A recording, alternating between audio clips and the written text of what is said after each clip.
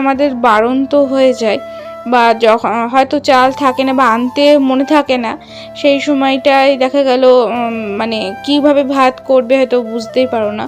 তাই আমি তোমাদেরকে একটা টিপস শেয়ার করব যে যখন আমরা চাল মানে মাপি না, তা আমি আমার ঋষির জন্য সকালের ভাত করবো, আর হাজব্যান্ডকে তো ভাত দিয়েছিলাম, তো অল্প দরকার ছিল জন্য অল্প চাল নিলাম। তো এই যে দেখো হাতে করে মেপে আমি এখানে রাখছি চিকেন মধ্যে। তোমরা চাইলে এখানে একটা কৌটো রাখতে পারবে। তো কখনো না চাল বাড়ন্ত হবে না, এই চালটা দেখবে মাসের শেষে অনেকখানি হয়ে যাবে। আমার কিন্তু দেখো মাস যায়নি, তাতেই কিন্তু আমার এতটা হয়ে গেছে।